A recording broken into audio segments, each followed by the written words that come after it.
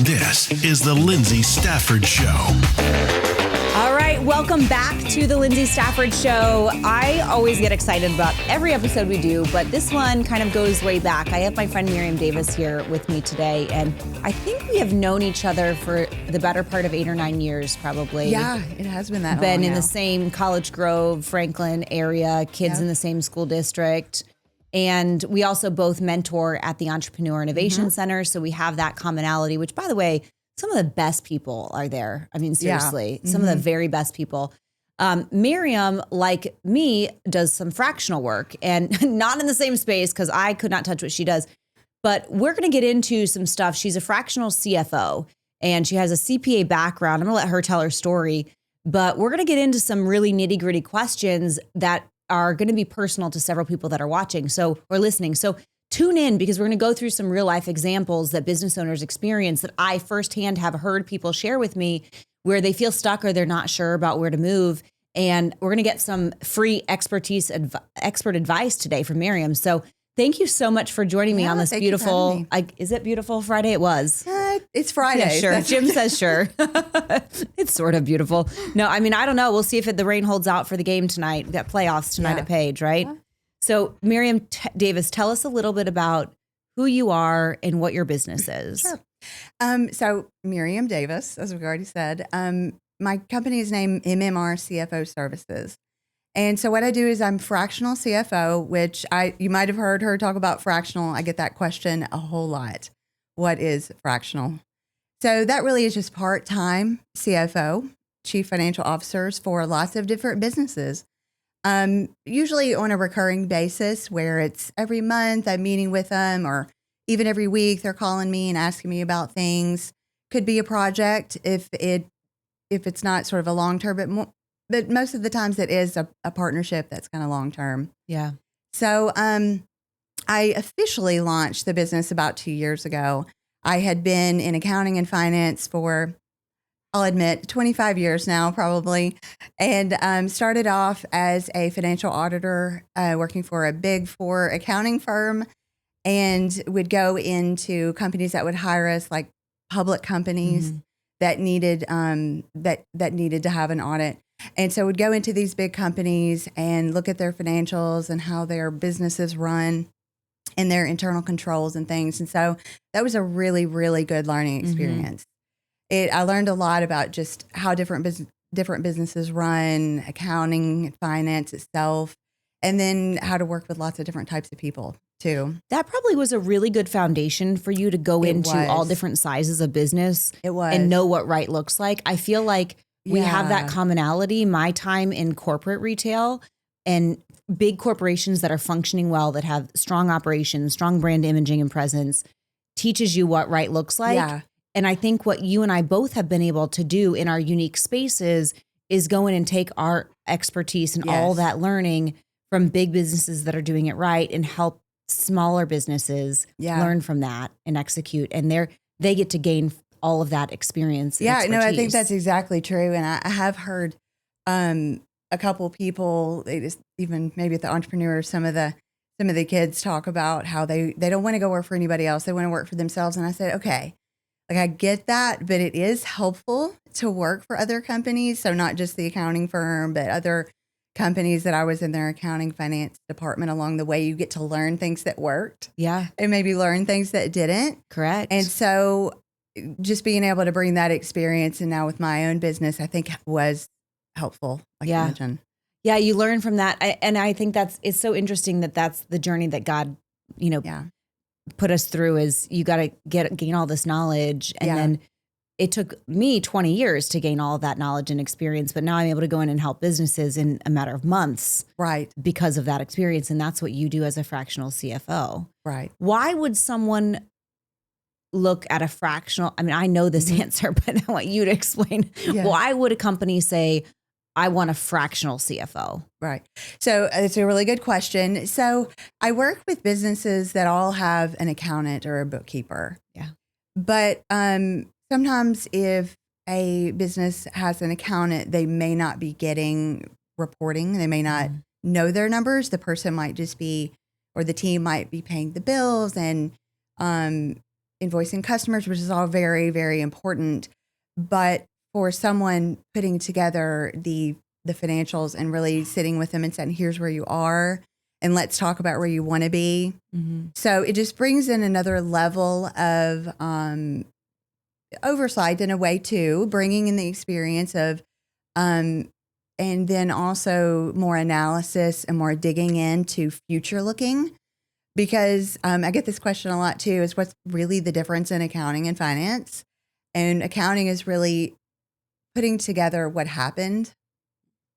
And then finance kind of brings in the next level of using that information to plan and project in the future. Mm-hmm. So I think for my business, I really enjoy working with people who already have that accountant. They already have the transactions happening, and just working with them as they're looking to grow or to really see where they are and to plan. Because I've started working with a lot of companies that maybe they were just looking at their bank account, or it was fine until all of a sudden, what's going on? We have no money, or we really want to grow. Could we do it?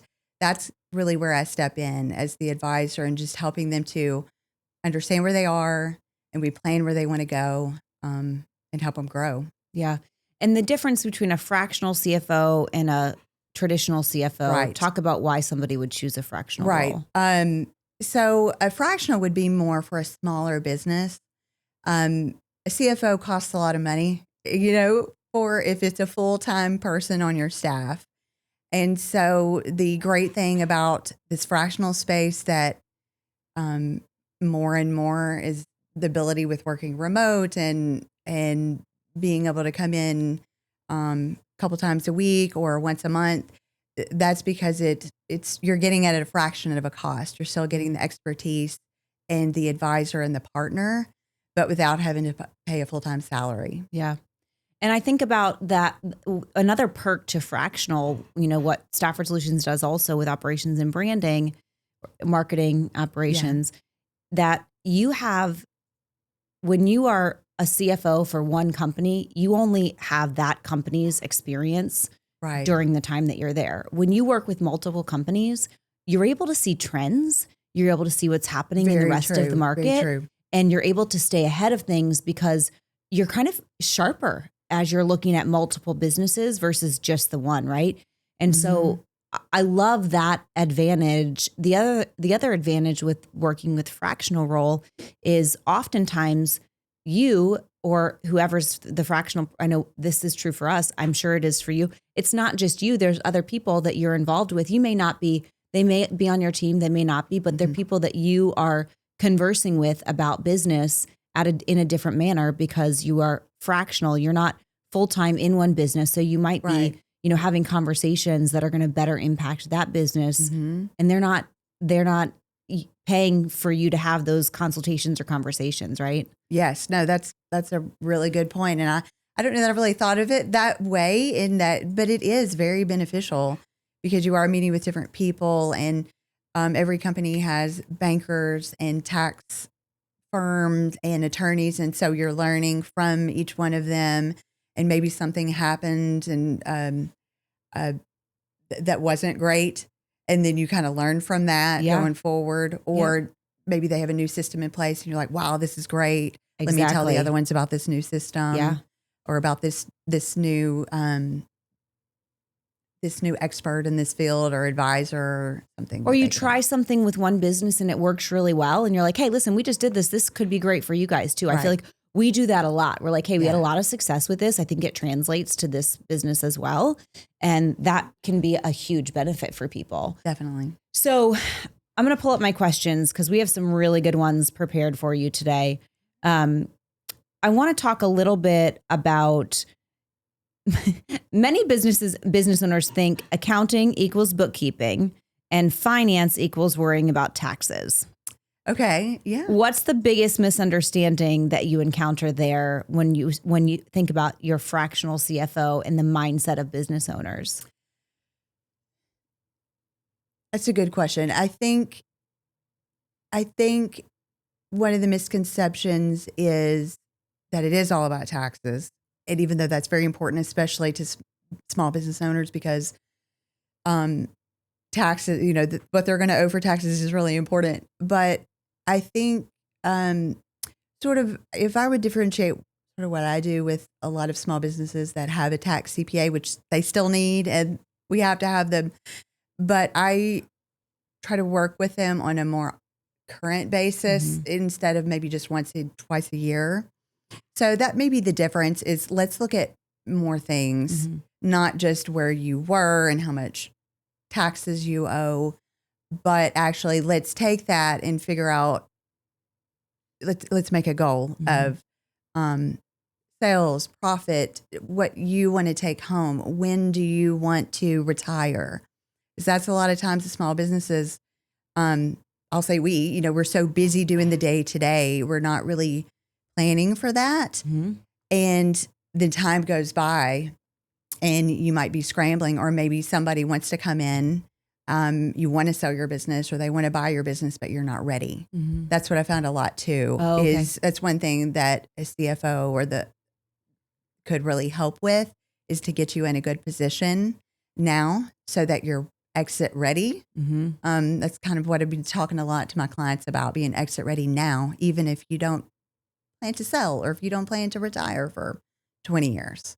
It's interesting that you bring it up, because I think in all of I'm a total like personal development, leadership, business junkie with books and podcasts. Like I'm constantly reading and learning and diving into categories related to business. And one thing that I think is pretty prominent with small business owners who really, they might own a business, but they really are self-employed. Right. And there's a difference. Self-employed is you're in your business, you're actually working in your business on a regular basis.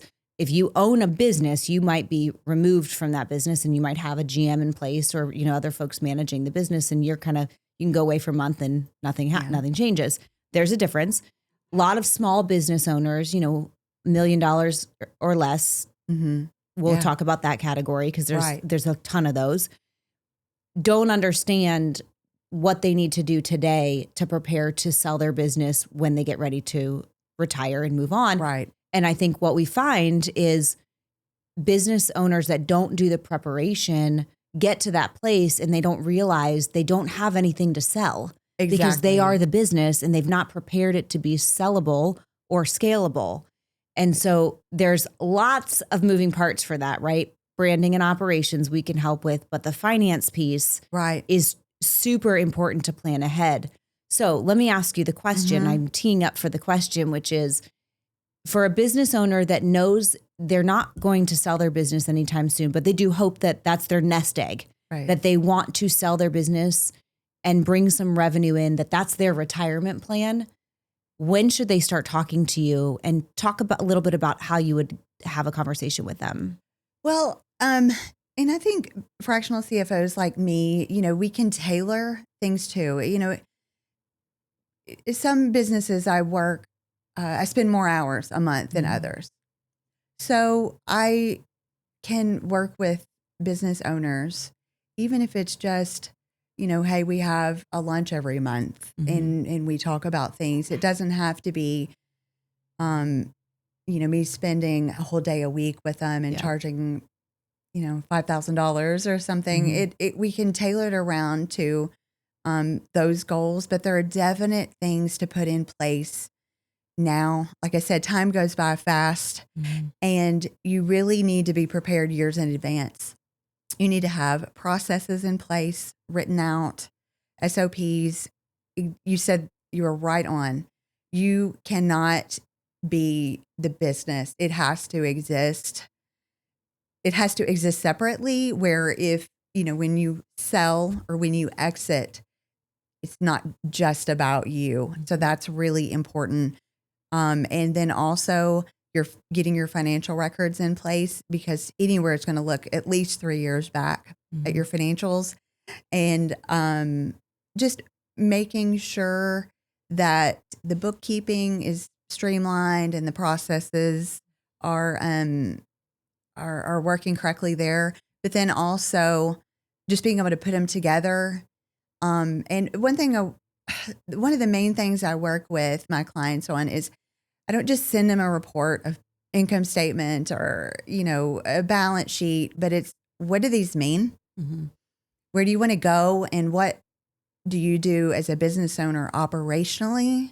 And how does that affect it? I talk about that all the time because I think that's really the difference in providing the most value is for people to truly understand the decisions they're making day to day, how those affect the financials and the profit at the end of the day. Yeah. I love all of that. You talked about having operations and SOPs in place, which is one of the things that I see as a huge gap in most businesses. There is no written down SOP. It's like, it's here. Right. You don't have anything to sell if you have everything here. It's you, right? So aside from that, having operations, which is not what you do, you can guide them and say, hey, you better do this. And you can call Lyndsay and she'll do that with you. But the financial piece and having a strategy and a plan and knowing where your dollars are going and where you want them to be going, but also understanding what's driving your revenue and what's not. Yes. Because as a CFO, I know that what you do is talk through, you're spending this much of your resources on this and it's generating this much profit. Is that the best way to spend your energy or your resources? And that to me is a real sticking point for a lot of business owners. They don't really understand. We'll take hair and makeup. Maybe that's a bad example, but we'll use that one. A hair and makeup artist. She can come do my hair and makeup for my podcast, and that's one person, and it took her 3 hours with drive time, or she could go do a wedding and have 4 clients, and it only took 2 hours of drive time. Is that the best use of her time if she's going to a single person versus 4? What are the benefits, and do you need to raise your prices for that? Are those some of the conversations that you're having? That's a good example. It's a great example. A lot of it is really analyzing it's like job costing, which is a total accounting term, but that's an example of let's look at your projects and are you profitable? Are there certain ones you're not profitable on? Right. And you need to tweak your offering, like you mentioned. Yeah. So that's a good point because we're all working really hard as business owners, but is there a return on our investment on all of it, on every single thing, or do we need to tweak and learn? And so I really enjoy analyzing those kind of things and helping us get to those type of answers of what the best focus is. Yeah. And I think when you are you're the business owner, but you're working in the business and you're really self-employed, right? That's really the person that we're talking about is somebody who's self-employed. It's really hard to have discernment in those situations and understand this is something I enjoy, but it's not the best use of my time. And so an outside source like yourself can come in and help it make financial sense, because it's hard sometimes to not follow your heart or your gut or what you enjoy. But when you have somebody sitting you down and saying, hey, but here's your goals, this doesn't align with that. So you can either change your goal or change what you're doing. It can be a game changer for business owners, right? That's true. I want to talk through a couple of examples. So we've got a business owner. I'm making all this up. Okay. So this is nobody in particular. Let's just make some stuff up. Things I've heard over my journey of working with lots of business owners in several years. Somebody who is not paying attention to their financial situation as a business because they are not organized and they haven't done all the things that they think they should do, like start an LLC, open a business bank account, clean up and I say this, I'll try to get very granular with it, clean up their accounting and transactions so that personal is separate from business. They aren't doing any of these things, and they're relying on Venmo and PayPal and, various Zelle or whatever it is. I don't have any of that. So all these sources, and they don't have it together, but they're afraid to do anything because they're afraid of what they might find out, but they're also embarrassed or shameful that they haven't done better. What I know from conversations with lots of really smart people is almost everyone who starts a business screws it up in some way in their financial world. They don't do things in the order or at the right time that they should, but they feel like they're the only person that's doing it wrong. Right. What advice do you have for somebody in that situation? First of all, you said, maybe we didn't do it at the right time. In the moment, it's hard. Sometimes it's hard to know, right? Yeah. So it's. I would say to whether it's an entrepreneur or someone that's, been in business a while, you really need to have a good banker. You need a team around you. And I would say a banker, an insurance broker, an attorney, maybe a fractional CFO and a fractional COO, and a good team around them to help them, because they see this all the time and you're not alone in this. It is so common. And honestly, you can't really afford to not. You really can't afford to not, because I don't want to say it could be too late, but there could be a point it could. So I would say now is the time. Now is the time to take steps, break it down, get you a team, work with each one of them, and then just break it down and make strides in that. Because the sooner you do that, the better, because otherwise it ends up snowballing. But just, take bits at a time, set the priorities, but you have to make time for it. You mentioned earlier how much of us are working in the business. And the E-Myth book is about the allocation of our time as manager, the technician, and then the entrepreneur. And I think we have to be able to manage all those three to really make the business succeed in the long run. Yeah. Yeah. And I'm curious, I can hear these solopreneurs listening and thinking, okay, that's great, but I can't afford all those partners. Yeah. Well, first of all, your insurance broker, you have insurance on your car or your home or whatever. Right. So they probably can help you or know somebody that can. And it doesn't necessarily have to be that you hire somebody. Right. You can also go out and find free resources from these types of individuals. Yeah. I mean, if you open a business bank account, these bankers are so helpful and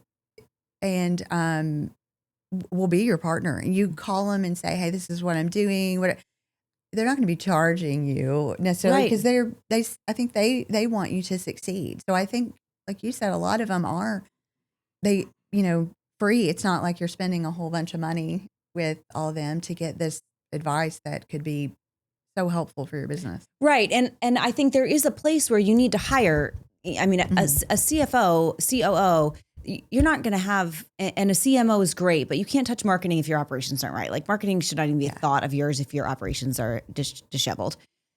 And you will reach a time where you need to pay for people to provide support for you. But let's break it down a little bit, because I think this is a topic that I feel really strongly about.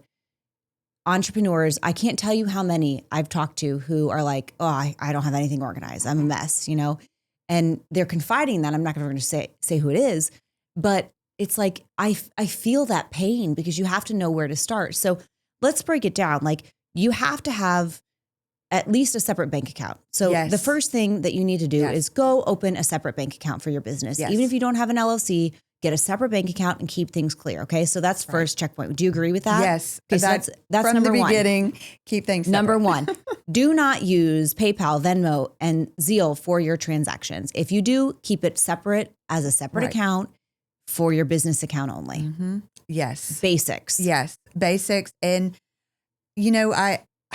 I don't know if it would seem overwhelming, but I want to say that it should not. But QuickBooks Online, that was going to be my next thing. Yes, very user friendly, and there's videos you can watch, and there's even some maybe pro advisors. Maybe you do have someone help you set it up originally, but it's something that you could keep up with. QuickBooks Online, the separate bank account, keeping things separate is so important, and I would even say, very first two is a tax CPA. Okay, so first we need a I separate would. business account. Yes. Secondly, a bookkeeper. And if you can't afford a bookkeeper, we're doing this on a shoestring budget. Okay, so we're going to start with a business owner that is like, I don't have any money Right. because I don't know where my money is going. So I certainly don't feel like I have any. Yeah. Open a QuickBooks account. And the biggest thing they're going to have then, I think, is the discipline to sit down and do it and link your bank accounts and then take the time to do it and reconcile it each month. And it might be some work up front, but if you keep up with it, just as if you were doing other parts of your business, it just maybe knowing there's a light at the end of the tunnel. Yeah. You know, you doing this, you're going to grow and you're going to be able to hire your own accountant and not have to do it anymore. But yeah, I can't stress enough, just as a accountant and tax CPA, how important it is to, from the beginning, keep things separate and keep documents, keep receipts, keep anything, because what you wouldn't want is to get an IRS audit maybe one day and you not be prepared. So just keep things separate, keep the documents. You know, if you don't want to do QuickBooks Online, Excel, at least in Excel somewhere separate. QuickBooks Online would be better. Right. But depending on how big you are. right. But you could do some customer invoicing out of there. Yeah. And use it for more than just, log in your bank activity. But I would say, and then I would call, I always tell my clients or entrepreneurs to call their insurance company, because one thing we haven't really talked about, but I am big on is risk management and just looking out for anything that could go wrong. Call an insurance, even if it's your personal, like for your home and auto, just say, I'm starting this business. This is what I'm going to be doing. And if there's something they could put on your umbrella, or you need a policy, because what you don't want is something happening one day and you not being prepared. Yep. So anything like that, I think, yeah, it might be a little money up front, but I think in the long run, those kind of things are really worth it. Business insurance. So my daughter has a spray tan business, and we didn't go the LLC route just because she's so young in the business. But she uses Excel for her books, right? So I helped her set that up, which I'm terrible, by the way. Like that's I have my operations director manages that, but I know enough to be dangerous. Set her up with Excel and business insurance. And those were some of the first things that we did. I said, you can't have a business without these things. So we've got, get a separate bank account, get your books set up. Yes. And this is where I see most people struggle, is they don't have the discipline to sit down and actually do it.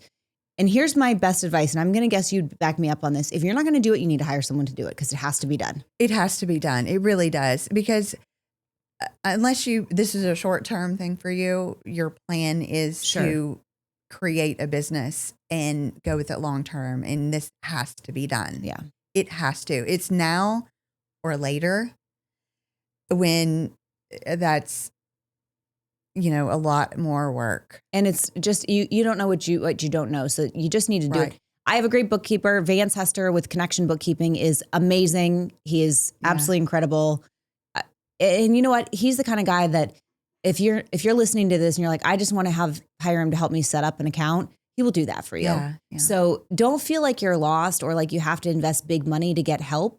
There are free resources or very affordable resources out there. Don't let the money be the thing that keeps you from taking the initiative to make better financial decisions and for your business. So after we get a bookkeeper and business insurance, at least inquire, should I get it? Do I need it? Is it something that I should be looking for?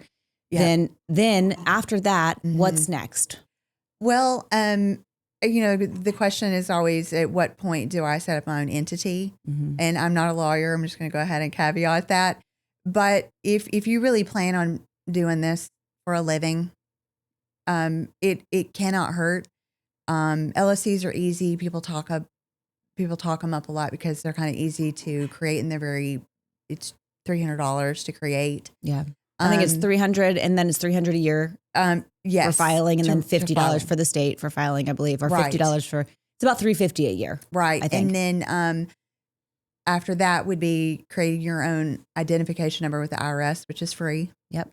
And then you would do some registration with the Tennessee Department of Revenue. But I always recommend people talking to their tax CPA and maybe a lawyer too, just for the type of setup. But there's one thing too, if you're creating this LLC or corporation, it's protecting yourself too, because it just provides another layer of protection for you as your, instead of maybe just your name and something happens. If something happens, if something goes wrong in the business, it protects you from being personally impacted by that. Your personal finances, your home, your car, all those things, if it's separate from your business. But I know you know this. If you are not good with keeping things separate, it's not good. So you have to do the first thing, which is get the separate bank account. Yes. Right. Yes. So, right. So, the creation of the entity, then the insurance, then the tax CPA, then the insurance. Let's hit on CPA real quick, because we're not going to cover everything, but these are the basic things, right? And what I want listeners to hear is it doesn't have to be costly and it doesn't have to be hard. And I think that's what keeps people afraid of moving forward. And they can't even get to hiring a CFO if they don't have a bank account, right? But when you have all these things in place, all of a sudden you figure out that you can make your money work for you and you can be really smart with it. And then you're like, hey, I need an expert like Miriam Davis to tell me what should I be doing next. But all of those things that we just talked about are very affordable or almost free. And that's all like the basics of what you need to do. But then a CPA is incredibly important. So you have that background. I have worked with multiple CPAs, good, bad, ugly, all of it. I want you to tell us, how important is that CPA and how does one find a great CPA? Right. First, I did think of another one, business licenses. Yes, check into that. Business license, yes. But yes, I just talk to my clients and anybody that's starting a business or to talk to a tax CPA. And before you do anything, I don't care how big your company is, before you do anything, maybe a different state or maybe hiring your first employee or anything of significance, always check with the tax CPA and the insurance rep and the advisors to get the information. But, I from my experience, it seems that most new businesses, their first contact is with that tax CPA. And a lot of CPA firms do offer bookkeeping and can do both. But what you do, the decisions you make and the steps you take in your business, having that advice on how to set things up is really important. So, for example, I mentioned LLC, but it may not work for everyone. And an S corp might be better for you. Right. And so that's where up front at the beginning, it would be helpful to talk to a tax CPA up front, because just for the tax strategies that could be put in place. And that's a huge, huge thing. We could probably record for another hour talking about that. So you have to come back. But I also want to point this out too, because when you hire a CPA, it's one of the most important decisions that you make in your business. I think about the people that I have surrounding me, and my bookkeeper, my CPA, and a business attorney are like worth their weight in gold as I have built businesses, right? And your CPA should listen to you. Your CPA should be available and responsive, and they should meet your needs. So like we recently been interviewing CPAs. I refer a lot of CPAs to my clients. And so I need to understand who I'm talking to, right? And when I look at what's important to me, I want a CPA that is going to see the forest through the trees, that's going to see what's around the corner, and that's going to look out for me and is not going to say, oh yeah, that happened. Right. No, I don't want surprises. I want to know what I should expect, and I don't want to miss anything. And I want to operate as I should and not be making mistakes as a business owner with my books or finances. And so think about, listen, we can use AI. Use AI, come up with what questions should I ask a CPA that I'm interviewing? And then go call 10 CPAs and schedule 15-minute interviews with them and ask them all those questions and which one resonates with you, but they're going to work for you. So just as you think about it, really be selective with who you're working for, because I've worked with CPAs that it's not been good.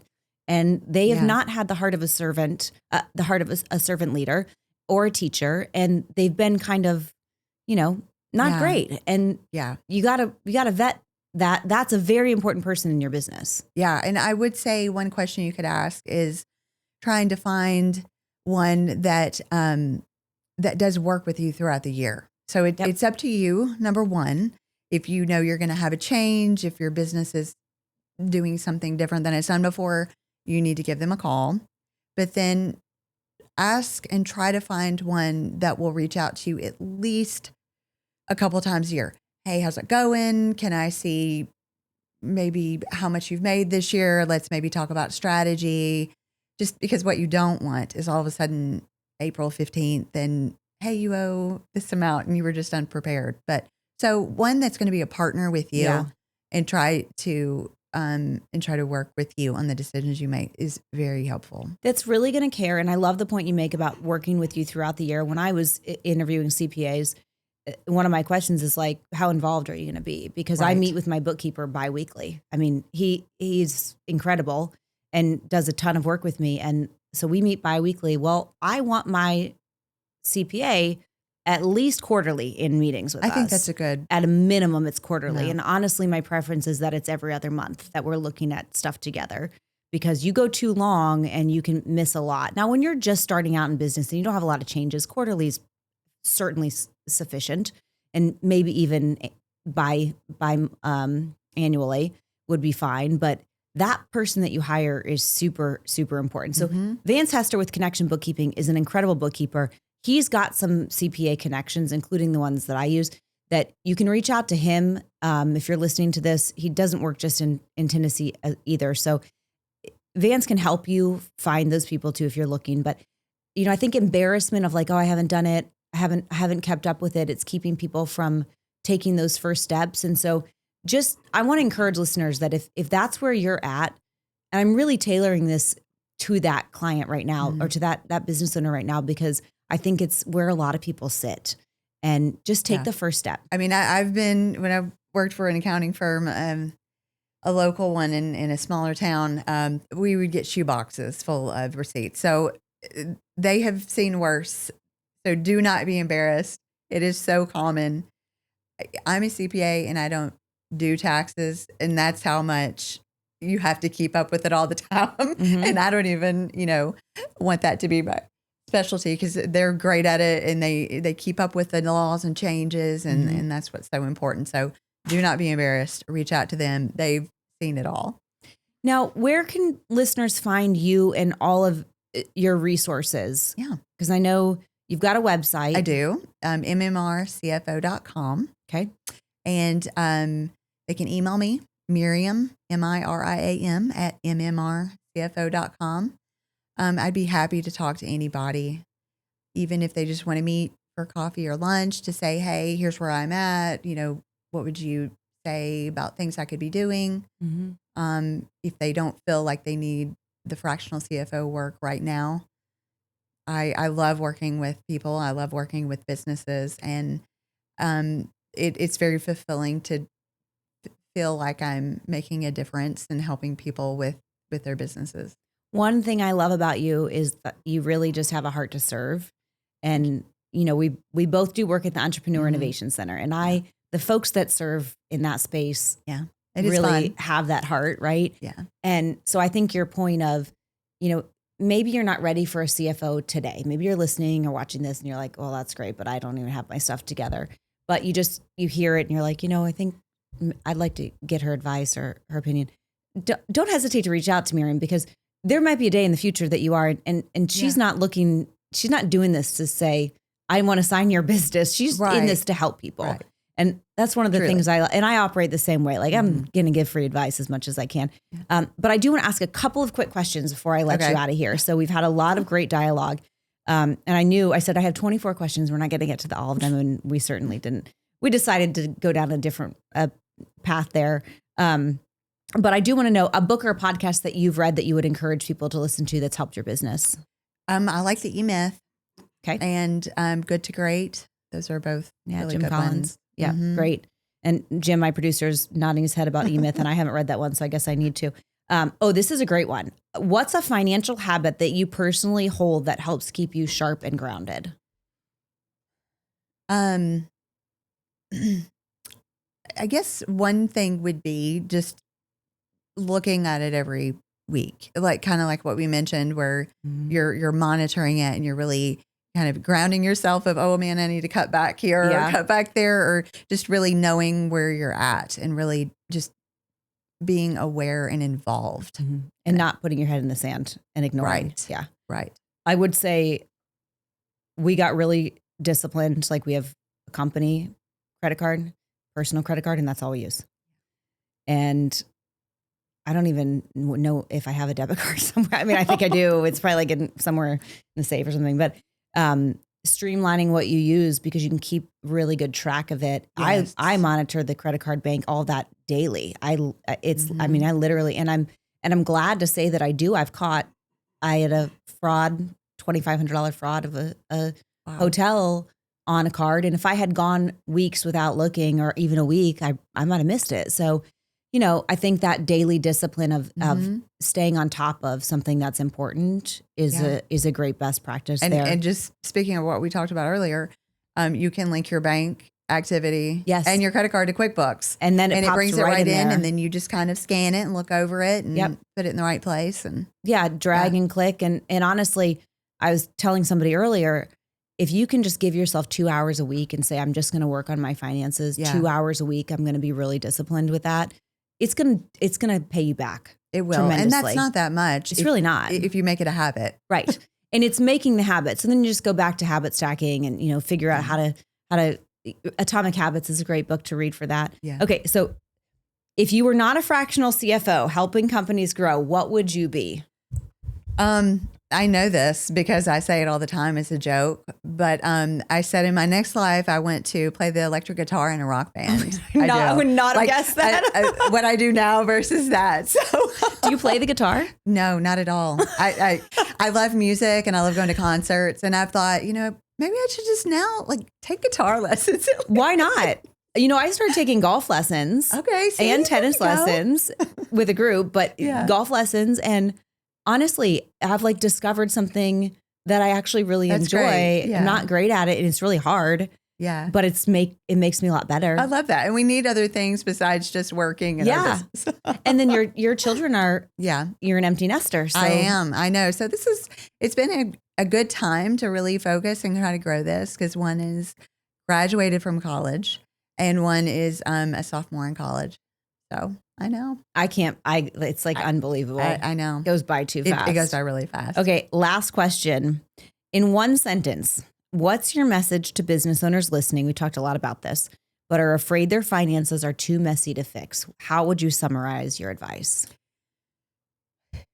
I really would say you can't not do it.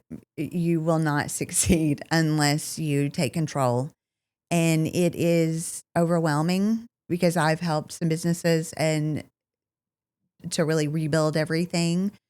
And it takes one step at a time. Reach out to the tax CPA. To me, we can get you started on the resources and just maybe the steps there. Tax CPA, banker, just these people that we've mentioned. You've just got to take steps and put a plan in place, because it can't be ignored. Yeah. So there's hope. Take one step. And there's hope. I love that. There's just hope. take one step, and that's going to snowball into the rest. Yeah. Right. And take one step. I love that. It's been great to have you here. Yeah, this is a topic that I think there's so much more information that's needed, and education, and people shy away from it for all the reasons we just talked about. So as a CFO who does an incredible job projecting and protecting businesses and their finances, I so appreciate you sharing your journey here with me today. Thank you. And joining me to be able to share with our listeners. I know that people that are listening to this, it's going to help them. And Great. I really would love appreciate that. Yeah. Thank you for being here. Listeners, thank you for tuning in or watching, wherever you're watching or listening. And thanks for being a part of Lyndsay Stafford Show. If you found value in this episode, like it, share it, comment, rate it, review, and follow us.